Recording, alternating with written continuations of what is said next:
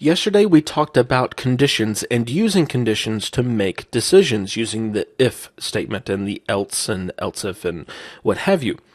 Today we are going to apply that information to our person class in the form of validation. We are going to validate the parameters to our constructor and the to say hello methods. Validation is extremely important because you want to make sure that the information that you are getting is valid. Because let's say, for example, this say hello method that accepts a person object, we could pass null to this method, and that would be fine as far as the compiler is concerned, because null is an object, or it's a null object, and person is an object, so you can pass null for person. But whenever our code executes, it's going to try to get a first name property, and a null object does not have a first name property, so our code is going to fail. That's not something that we want, especially if something mission critical is happening with the data that we are expecting. We could be writing to a database or writing to a file on the file system. We don't want that to catastrophically fail. We want to validate the information and then let whoever's using our class know that they provided improper data, and then we'll just gracefully fail. We won't do anything with that data, and it's up to the developer to fix the problem on their end. So validation, at least what we are going to do today, is very simple because our data needs are very simple. And naturally, the more complex your data needs are, the more complex your validation is going to be. So we're not going to do anything with regular expressions, which are a language all in themselves. Jeffrey Way has actually done a course on regular expressions that you might want to check out if you want to get into regular expressions, because they are very powerful, but they are extremely cryptic, and I am horrible with them, so I'm staying away from regular expressions completely. So let's get started with something easy, and let's first start with this say hello method with the person object. As I've said, if person is null, then our code is going to fail, so all we have to do is make sure that person is not null. Now, our condition is comparing person to null, and if that's true, then we are going to do something called throwing an exception. We haven't talked about exceptions yet, and that's fine because we are going to talk about them later in the course. But exceptions are basically errors, and we have many exceptions that we can choose from, and we can also write our own exceptions. They are classes, and of course we create objects from those classes. And whenever we throw an exception, we are essentially creating an exception, but it's not an exception that we have to fix. It's an exception that a developer has to fix. So let's look at what we have to do in order to throw an exception, and hopefully this will be clear to you. We have a keyword called throw. Pretty simple. And then we want to throw an object. And in the case of our exception, we want to throw an exception object. Now, we do have a class called exception, and that is just a generic exception that is perfectly fine to use, but we have some more specific exception classes at our disposal. And one of those is invalid or argument exception, argument null exception. That's what we want, because that adequately describes what is wrong here. We have gotten a null value for our argument, so we want to throw an argument null exception. And then we could just complete the constructor without passing any information, but we can pass a string containing a message that would be helpful to the developer that's using our class. So we could do person cannot be null. And that's all that we have to do. We have now properly validated the person object. And when this code executes on line 28, throwing that exception, that halts code execution. So whenever someone is using our class, they pass null to say hello, they will get this exception, and this code on line 31 will not execute. So we have essentially saved ourselves, saved our code from doing anything dangerous. And that's exactly what we want to do. The problem here on line 28 isn't our problem. It's the problem that the developer has by passing invalid data to the say hello method. And that's something that they have to fix. So we've done everything that we are supposed to do by validating the information and then doing something with that information if it is valid. Next, let's validate the name parameter in our other say hello method. Strings are a little different because we can contain a variety of information within a string. A string can be null, it can be empty, it can be white space, or it can have text. And really the only thing that we care about is text, because with text we can say hello to anything that is specified by text. We might be considered crazy for doing that, such as, hello coffee machine, but at least that is valid data. The other forms, the null, the empty, or the white space, are not valid. So we want to check for null, empty, or white space. And this is really easy to do because we actually have two methods of the string class to determine if a string is null, empty, or white space. So we would do if, and then string.isNull or empty. We will pass a name, and this method will return true if name is null or empty. We have another method, string.isNull or white space. Kind of the same thing, except for empty, it checks for white space. Now we are checking for null twice, but that's fine. That's not going to be a really big deal as far as performance is concerned, and the ease of writing this code just kind of trumps everything else. Okay, so if string is null or empty, or it is null or white space, then we want to throw a new exception.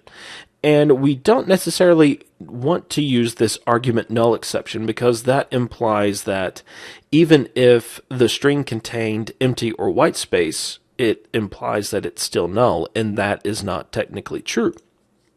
So we have another exception type called argument exception. And this is more generic. So we could have used the argument exception down with our other say hello method, but the argument null exception was quite fitting there.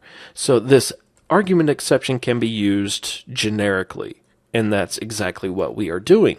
And we will say name cannot be null, empty, or white space. And that's a little long, so let's put this on 2 lines, make that a little bit easier to read. At least we don't have to horizontally scroll, which I absolutely hate. And once again, if this code executes, all code execution is going to stop. So as far as our code is concerned, we've done what we've needed to do. We've made sure that the name value is containing valid information, and then if not, then we are stopping the code execution and the developer needs to fix their code. The last thing we will validate is the constructor, the first name and the last name. Now we are going to have different criteria for these two parameters because the default for last name is an empty string. So we are going to have to adjust for that, but it's really not that big of a deal. So the first thing we want to validate is first name.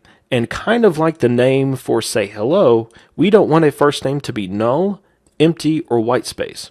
So let's just copy and paste the code that we did for the say hello method. We will change name to first name. And there we go. We have validated the first name. So first name cannot be null, empty, or white space. Now let's validate the last name. And last name can be empty because that is the default value. So we just want to make sure that last name is not null or white space. So we will use the is null or white space. We will pass last name. And if this is true, we will throw a new argument exception. And we will say last name cannot be null or white space. As I said earlier, if you have simple data requirements, your validation is going to be simple, and this proves that. We are done with our validation. So let's actually test out this validation. Let's create a person object. We'll pass null for the first name, null for the last name. Let's also do say hello. Let's pass an empty string. Let's pass a string with just white space, and then let's pass null. Now, I anticipate we are actually going to get a reg squiggly here. And we do. And this is because this is an ambiguous call.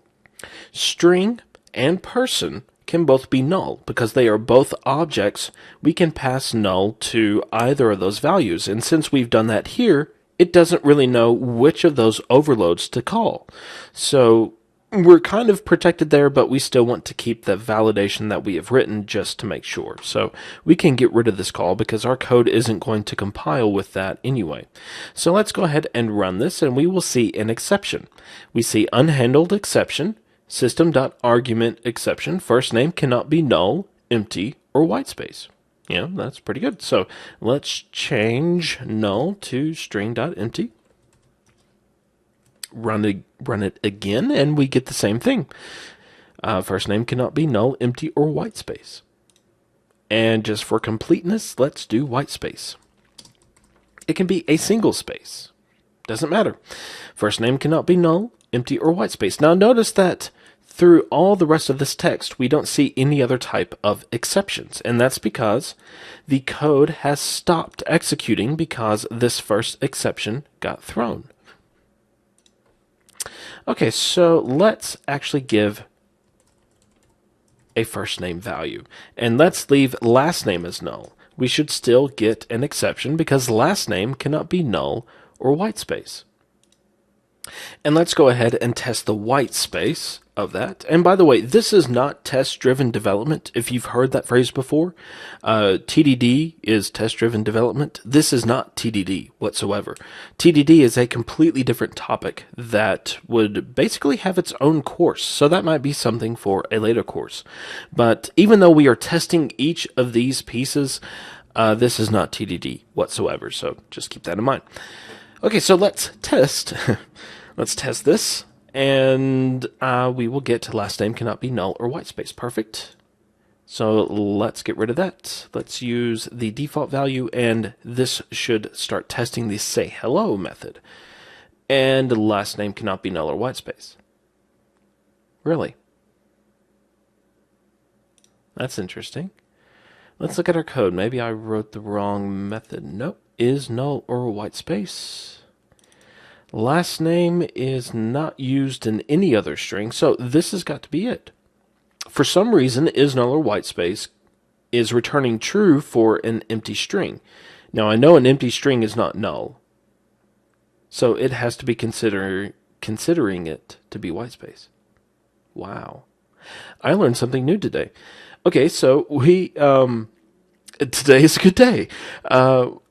We need to change this. The test for null is obviously easy, so we do that. Or for the white space, we can do a trim. That will trim all of the white space from the beginning and the end. So if the whole thing is white space, then we would actually end up with an empty string. Actually, let's do this. But if we have an empty string in last name, trim is going to give us an empty string, so we still need to check to make sure that last name is not an empty string. So we will do last name is not string.empty.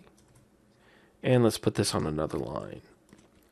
So just to recheck our logic, if last name is equal to null, or if last name.trim is an empty string, and last name is not an empty string, then return true, or execute this throwing of the exception. That should work. So let's go ahead and run that. And there we go. Name cannot be null. So perfect. We did a better job of validation. I wonder if that's a bug. That might be something worth noting because I'll have to test it on my own. White space or an empty string should not be white space. And a regular expression would tell me that. And I'm horrible with regular expressions, but that'll be easy to test. Okay, so that's going to be a bug. That's got to be a bug. Either that or I learned something new. Either way, I'm happy. So, okay, so this first one changed. So let's add in an actual string value there, or at least text. And then let's test the white space. And we get the exception there as well. So if we change this to a value, then our code should run without any problem whatsoever. So there we go. We have added validation to our person class using conditions and if statements. So we have used the information from last lesson and made our class a little bit more robust and a little more secure as far as our end is concerned. Our code is not going to fail unless if we write bad validation code. Our code is not going to fail. It's going to be somebody else's that will cause anything to throw an exception within our class. So today is a good day. I learned something new, and hopefully you learned something new as well. And we have a better person class because of it. So tomorrow we will start looking at loops, and we will continue to look at conditions because conditions are an integral part of loops. So we will get started with that tomorrow. Have a great day.